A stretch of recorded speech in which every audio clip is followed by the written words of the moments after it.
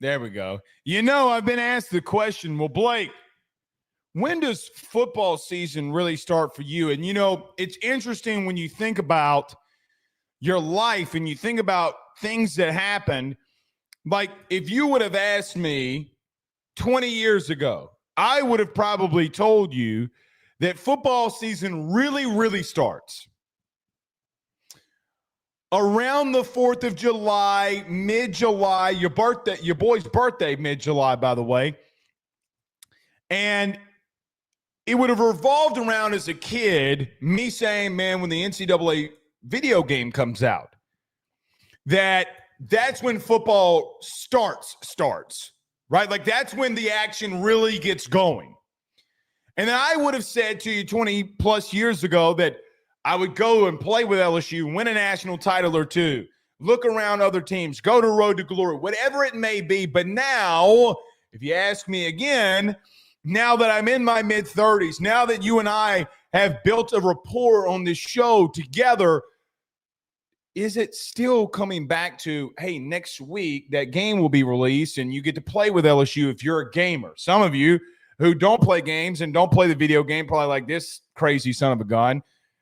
Why is he playing video games? That's for nerds. Regardless, I feel like a lot of you grew up the same way that I did, that if you watch this show, well, mostly 35 to 44-year-old males are the ones watching the show anyway. I digress. The bottom line is I feel like that's when it really starts for me. Well, the game gets released. And what's interesting about that, EA Sports, now that social media is a thing, they're telling you, they used to do it in magazines, if you remember, but now through social media, they're telling you who they think is the best player, who they think is the fastest player, who they think's got 99 out of 100 overall speed or 99 out of 99 overall speed.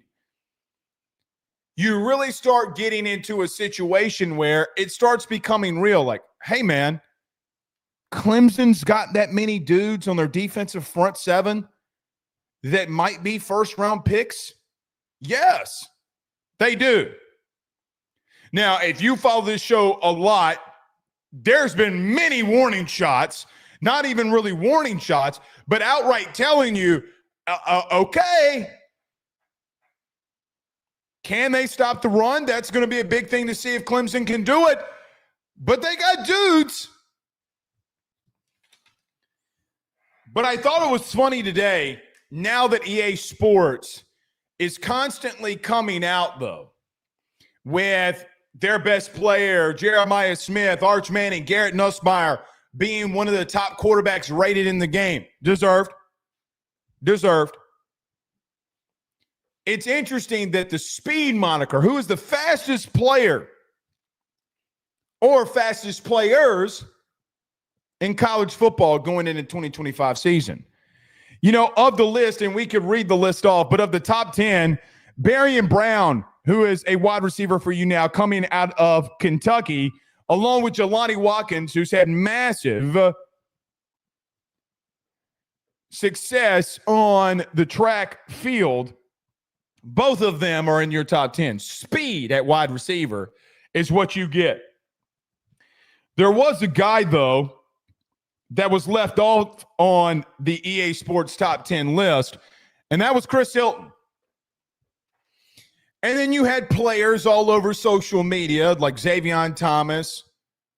Well, pretty much the entire wide receiver room, Jelani Watkins, come out and saying, hey, man, y'all miss Chris Hilton. The thing with Chris Hilton has always been the same storyline. If he can stay healthy, XYZ. The thing that you look at with the Chris Hilton angle, along with what LSU has at receiver and what they can do at receiver, guys, Garrett's got weapons. Needless to say, I think that this is a massive upgrade to what Garrett had as weapons a season ago. All due love to Kyron Lacy. All due love and rest in peace to Kyron Lacy. And all due love to C.J. Daniels. But you bring back Aaron Anderson that came on the scene and took a 75-yard slant route on Texas A&M to the house against, by the way, EA Sports' fastest corner. He took it to the house on him from Texas A&M. The bottom line remains, and the question has been asked, and I was asked it on Twitter by Jeremy. I think that's his name. Can't really read my writing. Regardless, Blake, with all the speed that you have at receiver, along with Trey'Dez Green, when you look into the offense going into the season, what is your thoughts? Assume that everything hits well. Assume we're just talking about the passing game. If we're just talking about the passing game and assuming that the offensive line holds up and gives Garrett enough time to be able to be decisive, because you got so much speed on the outside, along with some massive targets like Bauer Sharp, Trey'Dez Green, and if Nick Anderson gets cleared from the injury out of Oklahoma, because you got everything that you need at wide receiver to be a very good unit. Barry and Brown has shown that he can be explosive and do some dangerous things in the SEC. So has Aaron Anderson. Regardless of what we think, so has Chris Hilton in his own way if he can stay healthy. Now, for me, if we're just solely talking about the passing game, guys, with the speed that you have a receiver, it's going to have to force teams to play off coverage on you. When teams play off coverage on you, why do you think that people are going to try to bump and run Chris Hilton on the outside? If Garrett Nussmeier is given time with Barry and Brown, Aaron Anderson, and Trey'Dez Green, they will play off of you. They don't have a choice. When you have that level of speed, you see it with the Miami Dolphins now. You certainly saw it in Kansas City, and you still see it in Kansas City when they went and got the fastest guy at the combine out of the draft. Teams will play off of you based off of the danger of home run hitting plays that you can hit. You got to show them you can do it. It's basically what happened to, this guy behind me and Joe Burrow and Jaden Daniels, if you remember. Teams did not, Jaden, complete everything underneath. Please complete everything underneath. And if you do that, eventually we'll come up and let you take your shot to Brian Thomas Jr. and Malik Neighbors. Same with Joe Burrow. It forces teams to play off. It should open up the running game. It should open up holes and creases for Bauer Sharp and Trey'Dez Green. It creates very favorable mismatches with guys like Caden Durham on a linebacker in the flat or Harlem Berry. You keep talking about Harlem Berry's speed, which, by the way, did you see the video of Harlem Berry? Now, the Harlem Berry I knew did not have size the way that we saw him in that video. Regardless, teams will have to play off of you.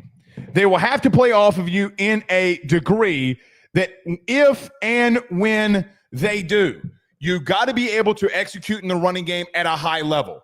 Guys, if they're going to put 5 or 6 guys in the box in a consistent way, and those safeties are going to play back, and and the slot plays off, and you're not crowded inside of the box, you have to have the ability to run the football to get those teams to come up and say to themselves, if we don't do something different, they're going to run the ball all over us.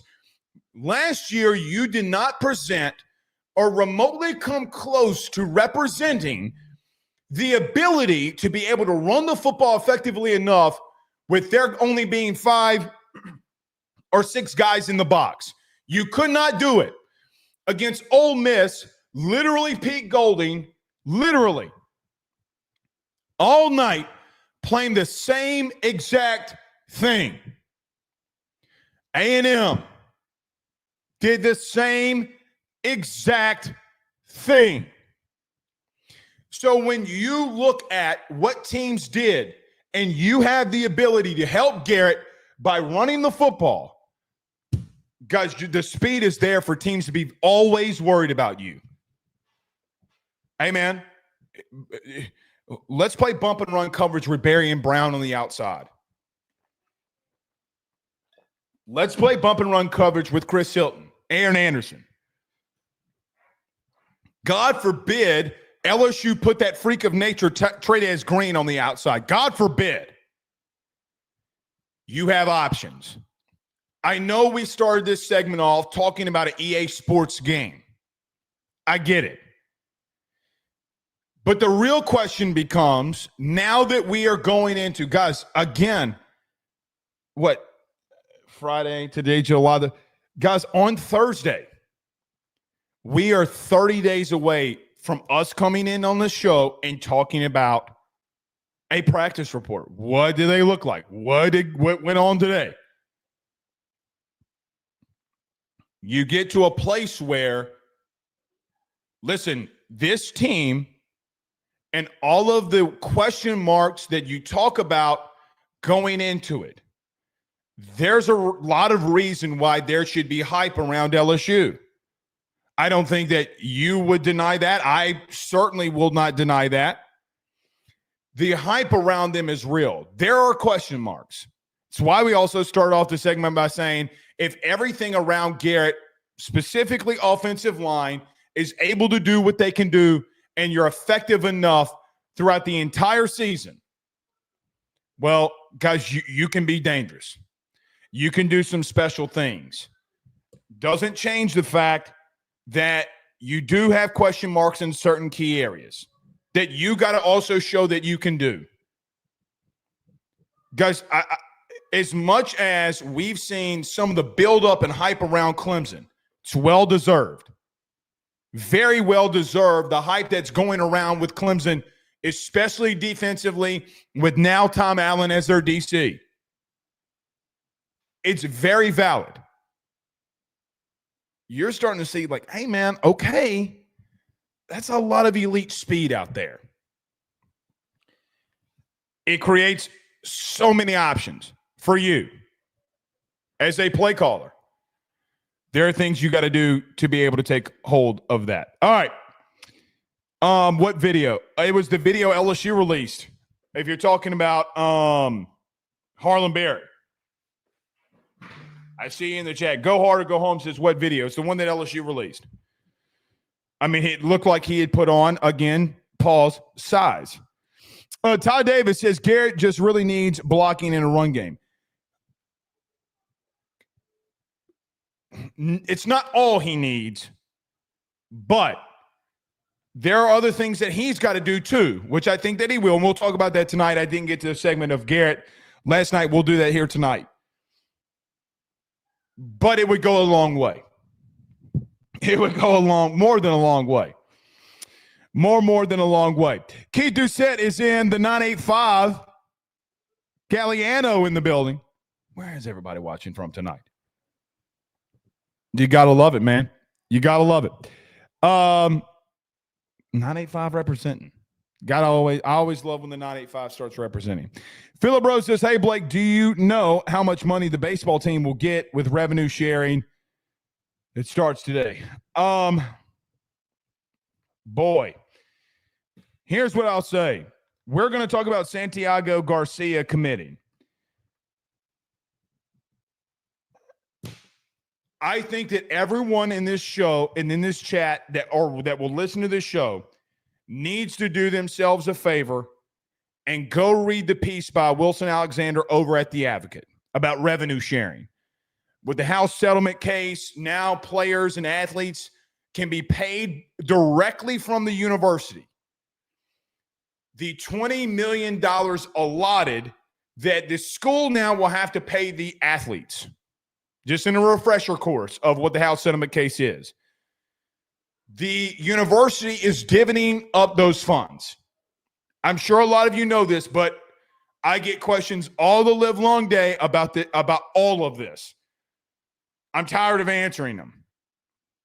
Go read what the House settlement case is. Because, I mean, I feel like there's well more than enough time for you to have read everything that's going on in college athletics. If you love college athletics, if you love LSU, you got to go read it. Sorry. We've explained it on the show many times. I do not agree with Wilson Alexander's piece in this instance. I don't think men's basketball should get the percentage that they're getting, and LSU baseball gets so little. That's what I think. I think Scott Woodward needs to change that, and he needs to change it now. Now, guys, you got decisions you got to make. The decisions that you have to make is how are we going to divvy up these funds so that everybody's comfortable? I got to be real with you. Until men's basketball can prove to me that they can be something consistently, there's no way that I am allowing, not remotely close, that I am not allowing Jay Johnson to have the most funds for college baseball than anyone else in the SEC. He should have the most. There's not an I that needs to be dotted there or a T that needs to be crossed. It should be understood. I know a lot of you love men's basketball. At some point, you guys show that you can be consistent, and they very well can, before the two-time winning national champion at LSU. How many times can a head coach at LSU say that, by the way? Is it one? Well, technically two.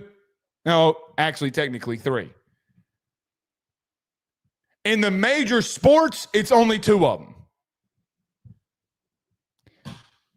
I do not know how much actual dollars it is. Wilson Alexander reported that it'd be some will get 1%, some will get 5%. Go read the article. I did not waste my time in memorizing who gets what percentage. I don't care what any of you say. 75% has got to go to football for you to remotely be competitive. Sorry, it does. If not more. The 80%, 75% has got to go to football because, guys, with all due respect to everybody else, they bring in the money. And if we're being honest, they're bringing in more money than you. They're damn near bringing in all of it. Like literally, damn near. You should be gracious that you're getting any percentage for some of these institutions. Jay Johnson and baseball does not fall on that sword. They should get based off of what they've earned. And what they've earned is probably more. And what I would do is you're going to have to figure it out. But there's no way that Jay Johnson does not walk in home for a portal, for any of it, where he doesn't have more money to play with in reference to TV revenue money than anybody, because you got to gift him what you know you can get. Woodward has got to, in my humble opinion, he's got to put his collegiate AD basket on Jay Johnson. Because Kim may win another national title. She will not be here much longer. However long Kim is here is a blessing. She's not going to be doing this long, I don't see Kim Mulkey being your head coach in a decade. I don't know if I see her there in 5 years. Jay Johnson's not even 50. Guys, this could be Skip. 5%, 1%, anything below 8% for me is too low. It's too low. Blake, why did you just freak out? Because I don't think that the college community, college sports community is ready to have that answer. I don't think people are ready because they don't understand the house settlement, they don't understand the percentage, and they don't understand the things going on behind it. And quite honestly, the shit that Scott Woodward's got to go through on a day in, day out basis about TV revenue. I don't think people understand it because, guys, nobody really understands it. It's like drinking through a fire hose. By the way, you got to keep up Title IX because if you don't keep up Title IX, then you up Shit's Creek.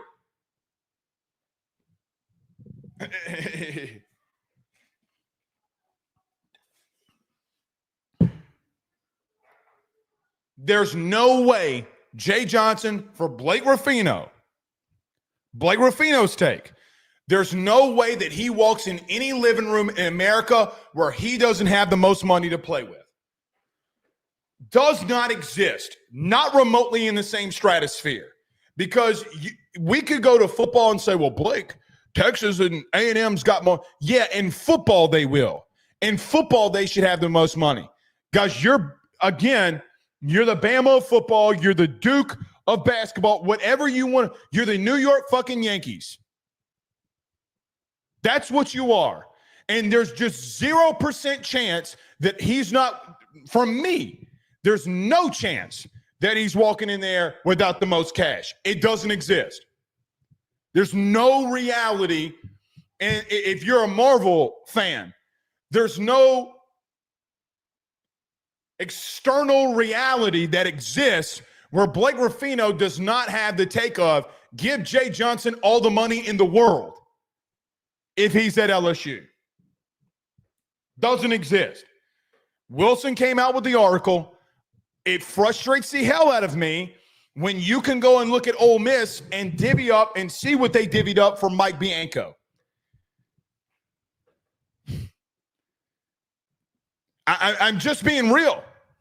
So this is not, and let me clarify this. This is not a shot at Scott Woodward at all. This is drinking through a fire hose. Everybody's scratching for straws. Did Ole Miss give baseball 8% too much? And now from a football perspective, they can't compete. There's a lot of that goes on. A lot of it. Guys, until you have a system and people understand what everything should be making, it's going to be chaos. Newsflash to a lot of you, by the way. Newsflash. There's going to be high school kids that you know that graduated at your local high school that they're going to go play for LSU and they're going to be making upwards of $250,000 a year. Law of averages. Plus. Well plus. It's the new age. I did not think that I would get to that level of conversation with you about house settlement case tonight. I didn't. I was not intending for this to happen. But I'm telling you right now, guys, somebody in the SEC next year will get fired. Somebody. And I will ask you a question. If I have no clue. Spitballing. If Dave Van Horn retires and Arkansas wants Jay Johnson. Hey, Jay, listen, we are giving baseball 10% of the TV revenue money. You'll have the most money in the country to play with. We'll make you the highest paid head coach in the country. Guys, that's the new age of recruiting. The new age of recruiting is who's going to, what sports are you going to give the most TV revenue money to? In the North, basketball will get all of the money. Baseball will have zero. And the South will continue to dominate. It's what's going to happen. Again, I'm preparing you. Some of you in a year from now will forget this conversation. It's a dog-eat-dog world. And those are the worries that I have. Blake Ruffino also could be here in a year and be like, hey, remember that time I freaked out and none of that happened? I just over-worried because I'm a worrier. It's all things that run through my mind. Now, I don't think Jay Johnson's going anywhere, not even remotely close. I'm giving a hypothetical, literally, on the spot. Some of you will disagree. Some of you will agree. Nevertheless, again, don't read into as much as it is. All right, let's get moving here. Everybody do us a favor. Hit the like and share. Share to all those groups on Facebook and all of those social media pages. You're watching us, listening to us on YouTube. Like, subscribe, notification bell wherever you listen to podcasts. Rate, review, and subscribe. When we come back, we will talk about the Santiago Garcia commitment. We'll talk some baseball portal. Want to spend some time on the things of Garrett Nussmeier last week. We talked a little bit about it with Carter. Want to get into it more. We'll talk some football and take your questions at the end here. But before we get rolling, every episode is brought to you by our good friends over at Section 103. Do you see the hat that I'm wearing currently? You see this? The fire that's coming out of this hat right now is because of our good friends over at Section 103. Guys, go to section103.com. That's section103.com. Got one of their national title shirts today. Fire, fits perfectly. Love it. You need to go get the baseball national title shirts. You need to go over there and get you one of these fire hats. I saw a lot of you in Omaha that had these on as well. Use the promo code AYS at checkout. That's AYS. You'll get 10% off of your order, and then that way they'll know that Blake at AYS sent you on by. When we come back, we got lots to discuss. Stay with us. BetOnline is the fastest and easiest way for you to wager on all of your favorite sports, contests, events with the first-to-market odds and lines. Find reviews for all the news for each league, including Major League Baseball, NFL, NBA, NHL, combat sports, college sports, esports, and even golf. BetOnline continues to be the top online resource for all of your sports information for live in-game betting, props, and futures. Head on over to BetOnline today and use your mobile device to join and make your first sports bet. Use our promo code BELIEVE50, that's BELIEVE50, BLEAV 50, to receive your 50% off welcome bonus on your first deposit. That's betonline.ag, betonline.ag. He will sell your house and find you a new. Well, Tyler's the man, he's here for you. If you want to buy or sell, well, it's not too late.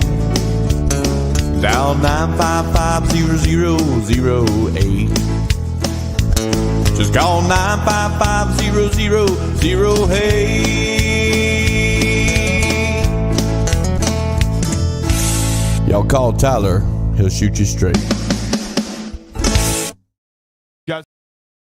Guys, let me tell you about our good friends over at Grand Slam Heating and Air, where your comfort is their top priority. At Grand Slam Heating and Air, they promise to provide customers with high-quality HVAC service at an affordable price while ensuring the homeowner peace of mind.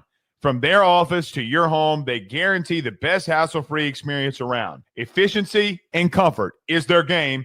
Let them make your home Grand Slam today. At Grand Slam Heating and Air, they're offering their annual maintenance plan starting off at $18.75 a month and also doing those $99 tune-up promotions.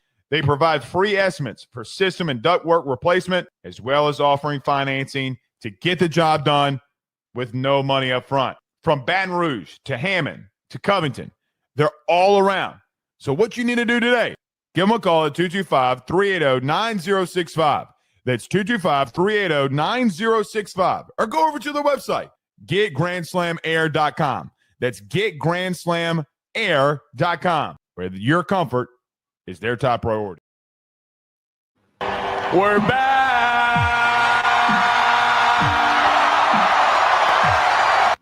You know, it's funny to me in this business when a lot of things are moving, you just think you get distracted. Stand by for just 1 second. Because we could be having some breaking news within the next couple of days here. But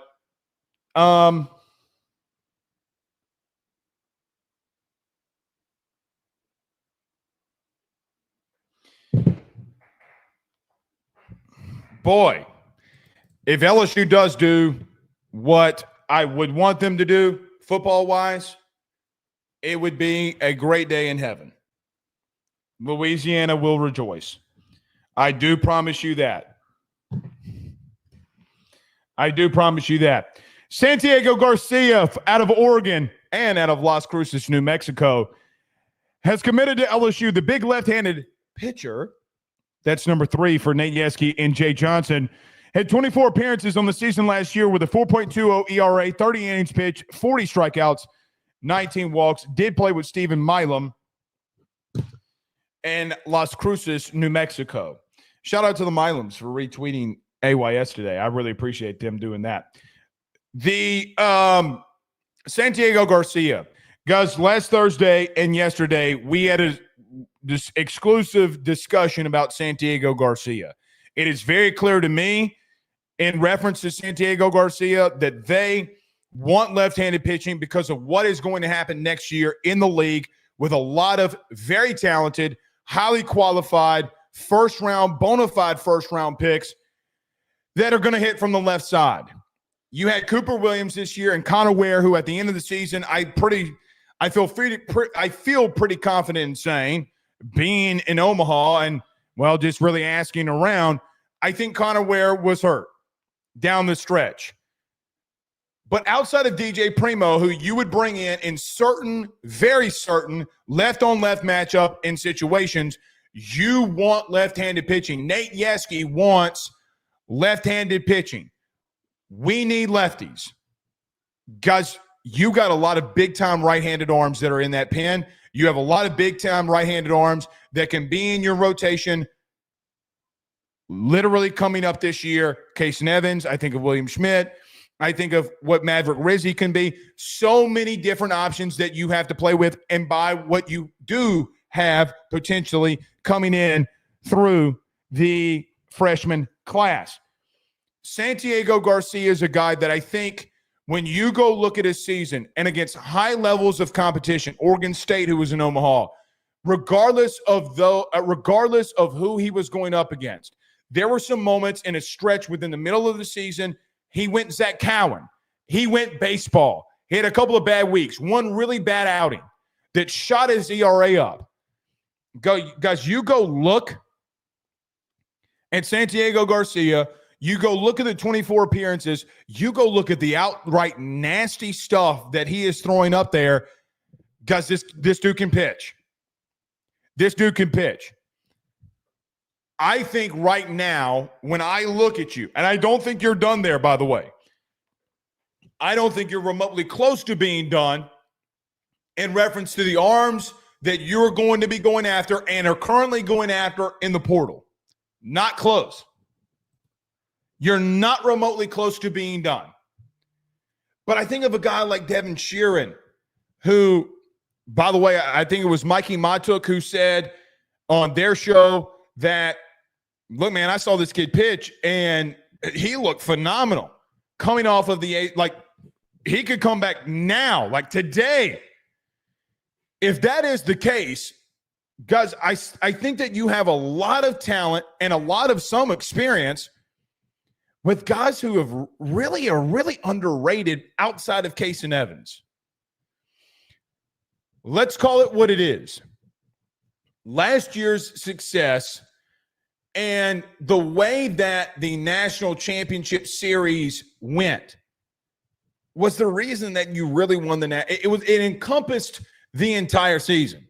Offensively, you felt like you're scratching the surface in some areas, but maybe sometimes you couldn't get over the top. But your bullpen and those arms on the mound, Kate Anderson, Anthony Ianson, Chase Shores, you name it. Casey Evans, Zach Cowan, you name it. They performed when they needed it. And Jay said, I think it was a couple of days ago, or maybe it was at the celebration, we went into Omaha with a kill or be killed mentality. Burning your boats at the shore. No one is beating us. It doesn't matter. No one is beating us. I do think that some of these arms, Santiago Garcia massively included, guys, has got filthy stuff. There was a time where he went through a slump, and that is okay. Guys, Chase Shores went through the same thing. Can this kid develop into something good? You got 3 really good left-handed arms. It's what they wanted. And quite honestly, it might be what they needed. And speaking of another left-handed arm, guys, you have 2 more in Cooper Williams and potentially Connor Ware that will be back as well. You got some arms, man. Nate Yeskie has done a very, very good job, in my humble opinion, in getting there. Santiago Garcia as well, I do think when going up against Power 4 competition, there were some times, guys, that he absolutely shoved. teams that went to Omaha. I mean, he just shoved. Let's see if he can do that here. Couple of things I want to make note about the transfer portal here as well tonight is one thing that we discussed last night at some length. There were a lot of rumors that were out there in reference to Ace Reese at Mississippi State entering the portal. The conversation that you and I had last night that trickles into today, now that Ace Reese has made the announcement that he is staying at Mississippi State. I do think that you will see LSU going after some position players. I do think people were waiting for Ace Reese. I think people were in teams were trying to see today what and how everything fell. Guys that went into the portal, for example, why would I host a guy that could play first or third? And why would I sign a guy that can play first or third when Ace Reese, we could have a potential shot at him? I do think that you're going to start seeing some of these schools in the SEC, LSU included, start going and getting after and hitting on some of these guys in the portal that are at the position groups. I think everybody was cherry-picking pitching because they knew that everybody felt as if that they were in a situation where that, look, we don't think that there's really any massive arms going into the portal. But we can kind of slow play this position thing unless we really just like a guy and go get him, that we can go out there and get dudes that we want, but wait for Ace Reese, see what happens. Let's let the portal close and then go after who we want. I do think that there are some guys that are still out there at some positions that you may go after. Not saying that you will ultimately go get them. For what it's worth, I think Jay, outside of maybe a massive power bat, if Ethan Fry does return, because I don't know if there's a lot of positions that you necessarily are going to go to want to go and get from the portal. You're not done. But as you start the portal closing tonight, at midnight, and anything can still happen until midnight. We could be talking and somebody have hit the portal and we just have no idea that they've actually hit the portal. I think you'll start seeing some other dominoes start to fall. Tomorrow we'll talk about that a little bit more great length. There's some position guys that maybe LSU is targeting. We went and we segmented this. It's on YouTube. Some of the guys that I think they'll go after, you can go to the forum, ayssnetwork.com for that as well. But some other guys, Cole Stokes that LSU was after, going to Florida State, Landon Mack going to Tennessee. You do get Santiago Garcia, who you were after. You do get Lachenmeyer, who you were after, or Lachenmeyer that you were after from North Dakota State. So we'll see. And I still think that you're going after some arms as well here. There was something interesting. Now I go into opinion mode. This is strictly opinion. This has absolutely nothing to do with anything that I think is actually going on at LSU. There was someone today that went into the portal, and Cardell Thibodeau out of Southern, the outfielder. Last year for the Jaguars, hit .435 with 3 triples, 13 doubles. He had 18 home runs and 71 RBIs on the season. He also stole 23 bases. I don't know if I don't think Southern is as good as like Utah Valley and Danny Dickinson dominating that league. Guys, anytime somebody in any conference hits over 400, I want to know more about them. The thing with the outfield is that you do have some guys coming in. You do have Curiel. You do have Brown that return. You are in a situation, what do you do with Chris Stanfield if he doesn't get drafted where he wants to go? And there's a situation where the money makes 0 sense and he wants to come back. Guys, none of that I know.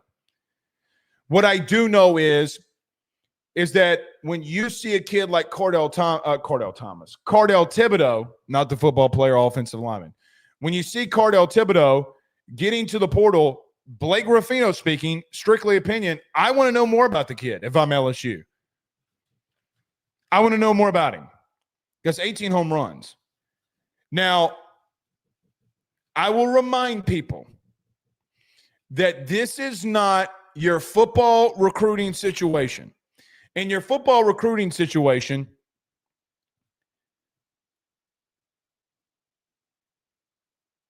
guys coming from lower divisions don't always and normally don't make massive splashes. I do think of Cam Scatteraboo out of Arizona State being a more frequent one that did that. In baseball, it happens a lot where you get a guy with a lot of experience, might not be a pro athlete, but in the lower division, he hit 18 home runs and hit over 400. Guys, he hit 435. Oh, wait, we did play against Thibodeau, and he went 1 for 3 of us. Zach Cowan struck him out on 11 pitches, by the way, and it was an outright battle. If I think Zach Cowan can be a premier pitcher for us here and go up in what is an elimination game against Arkansas, who, by the way, he did strike out Aloy 4 times on the season, I want to know more about this kid. Outfield is solidified in 2 key positions. Will this kid come in here and compete? I have no idea. It's an opinion. I don't even know if LSU's contacted the kid or if they want the kid. I'm picking up the phone and say, hey, man, are you still in Baton Rouge? If you are, why don't you come down here and talk to me a minute? There's absolutely nothing wrong with hosting someone on a visit. If you're asking me if I think this kid can play, I have no idea. I knew he played against us, and I knew he could play with Southern, and he did some really good things. Guys, 435. I mean, guys, he's closer to 500. He's closer to hitting 500 than he was. Well, that's going to come off the wrong way if I say that. He was closer to being one of the most dominant players in his conference, if not the most dominant player, which he was. He was the SWAC player of the year, and deservedly so. I mean, listen. I want to know more about him. There's absolutely nothing wrong with the visit. Don't know if Thibodeau can play other positions, but I'd find out. And you know what? If you do lose Chris Stanfield to the draft, I would want to know more about him. That's all I'm saying. All right. Blaine Smith says Coach O dancing to neck at a wedding is absolutely amazing. He also says Saban, new NIL director. Saban is not coming here to be no LSU NIL director at all. Not remotely close. Not remotely close.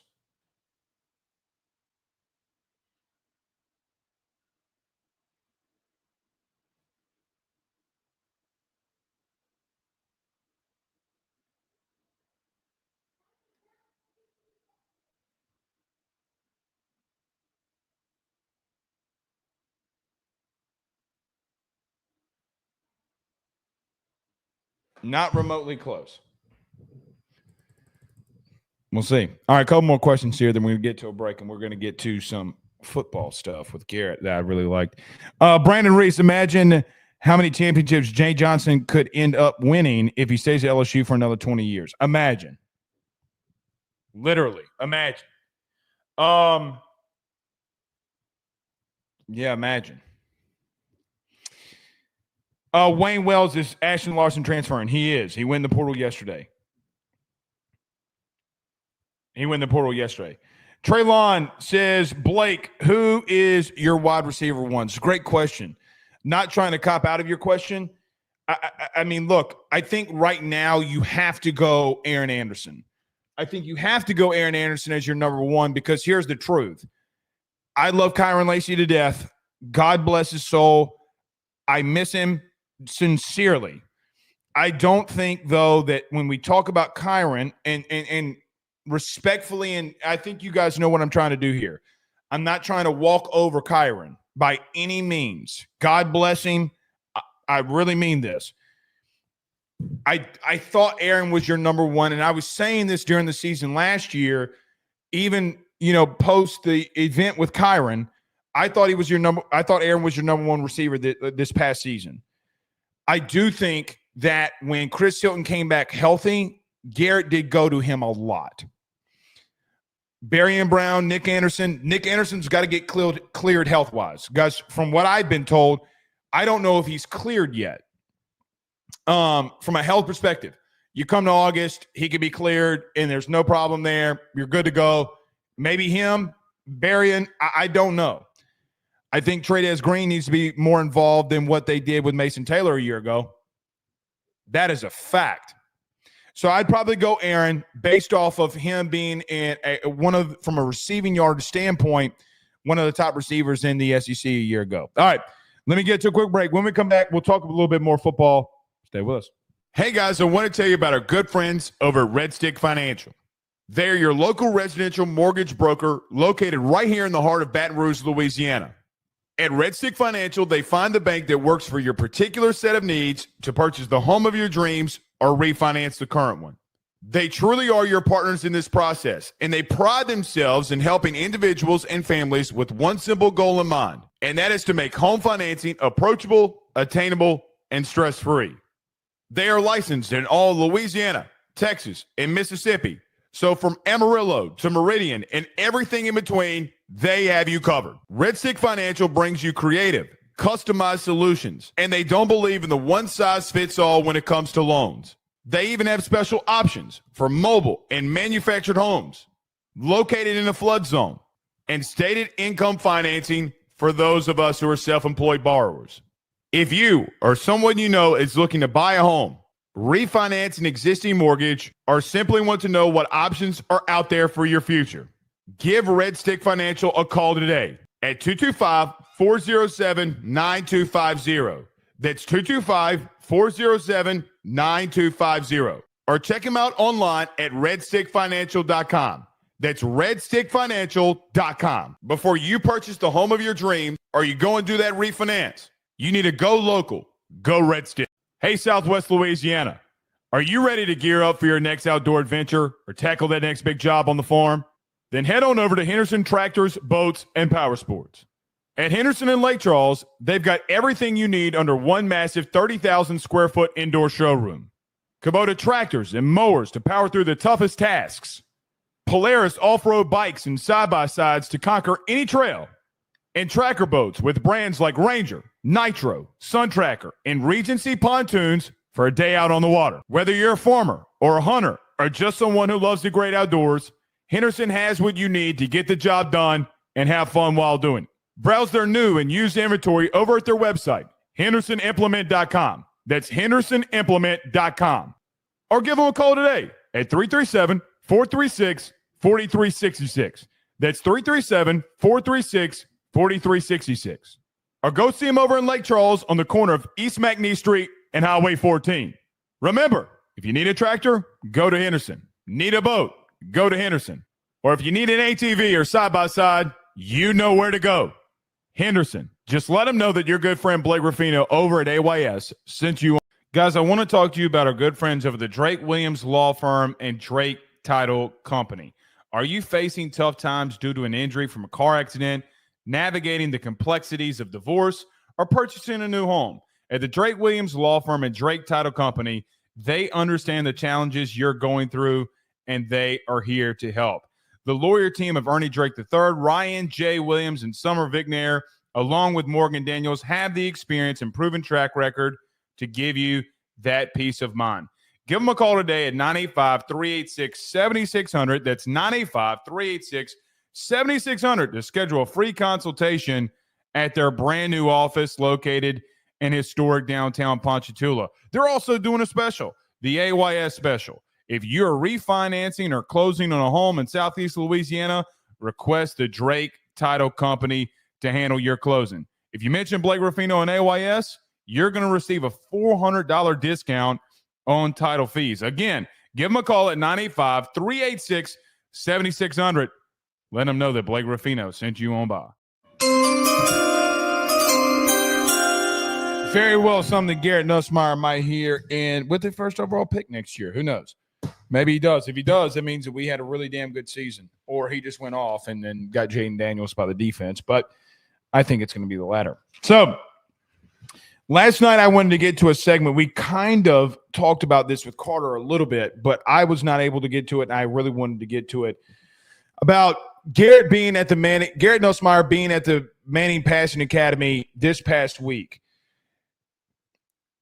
There were some things that Garrett said that for me was music to my ears.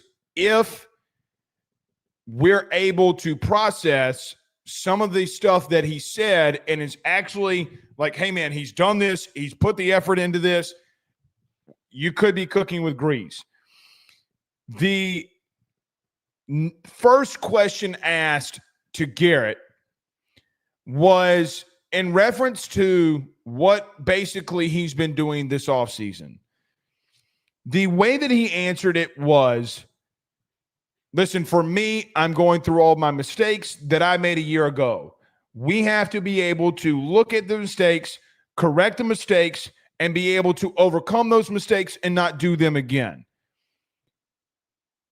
There can be multiple ways that you slice that.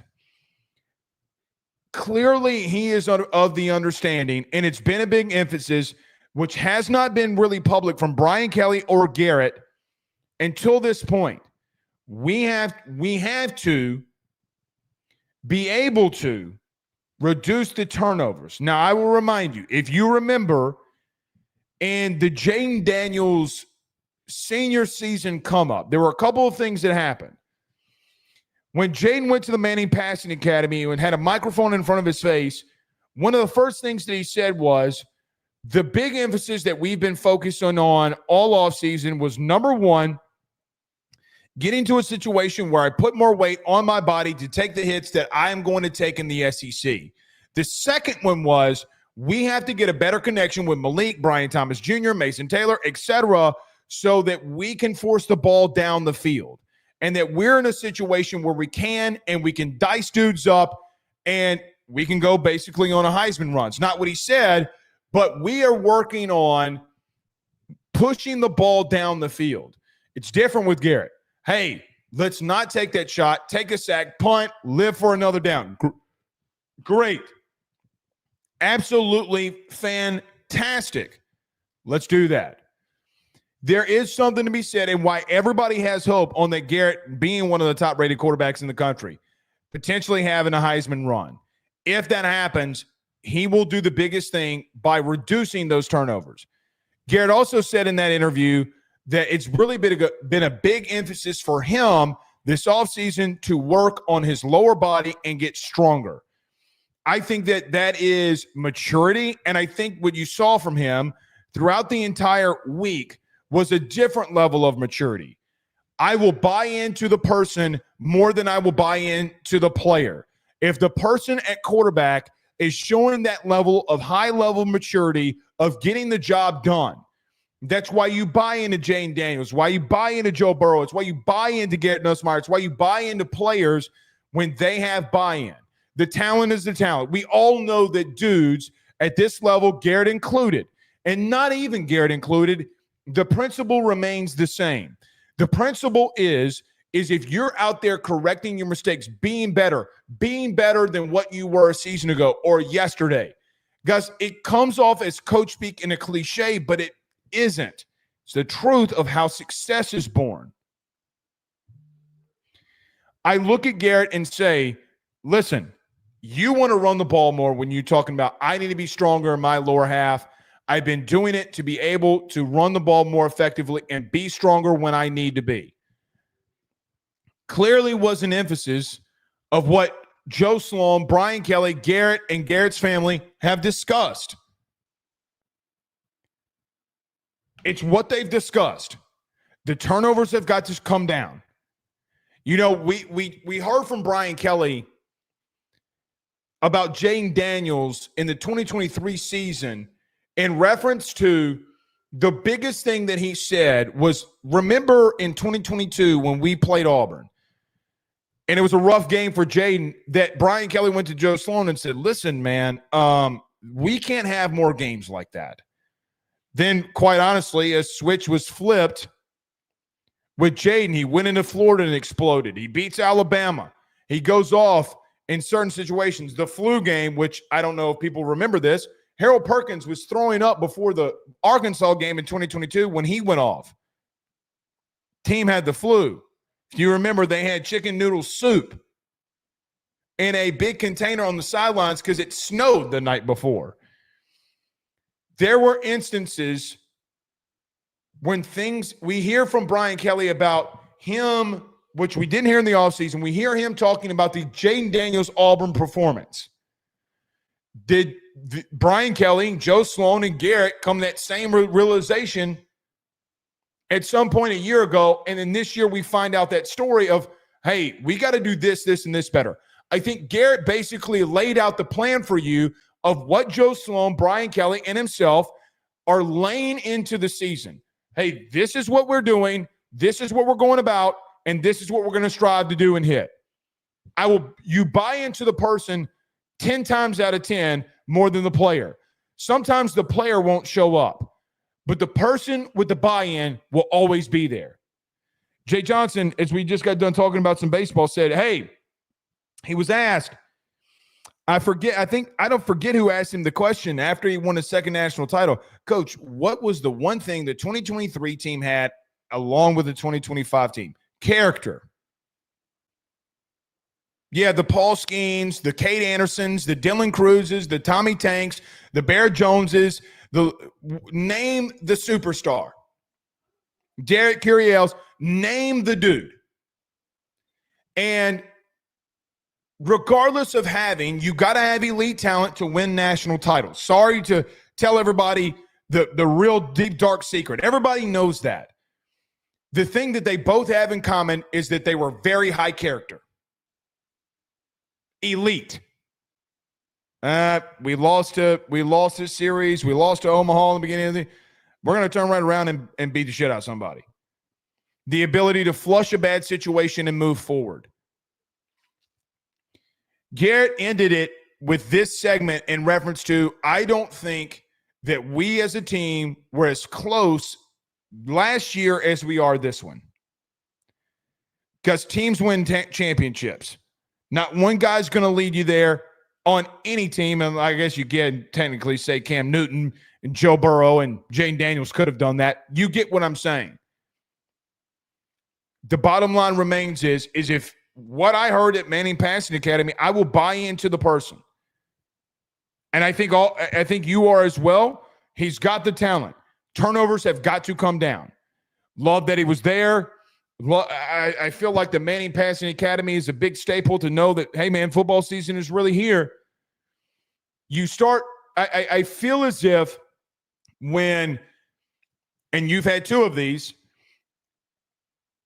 every single one of them, Jaden and Joe, had situations at the Manning Passing Academy, like Joe Burrow going out there and saying, hey, man, we're going to average 40 points this season. We're that good. We are that good. We're going to average 40. Well, they did. Jane Daniels saying, hey, man, we're going to throw the ball down the field, and we're going to be so cool when doing it. They did. Garrett said, hey, man, we got to reduce the turnovers, and we got some fast dudes on the outside. We got to go get it to them. All three of them all two of them, and could this be Garrett, on their Heisman runs, had a moment where we go back and say, hey, remember at the Manning Passing Academy X happened. Both of them have their stories. Is this going to be for Garrett? We'll have to wait and see. Okay. Po' boy. Po'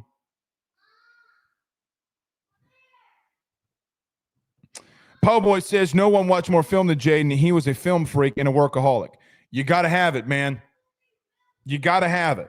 Is that to get into a little bit more detail, if we're going into that, Garrett said that we clipped all of the mistakes that I made, and we are constantly going through the mistakes in reference to getting over that hump and what I should have done better. Because it's what Jaden did. It's what Joe did. It's what all elite quarterbacks do. Like, that's a prerequisite. It's a prerequisite. So we'll see. Brandon Reese says, I just hope the offense will be more balanced. I agree. I think teams got to play off of you. And look, you're going to have to get the ball out quickly versus Clemson. You know what was funny today as we're wrapping this up? This is what was really funny. What was really funny to me is today seeing some LSU fans come to the realization that Clemson's got dudes on their D-line.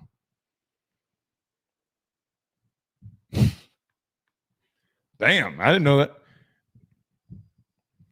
They all return, man. They all return. Can you block them up front? Can you give Garrett time? Will be a big question. Very big question. All right.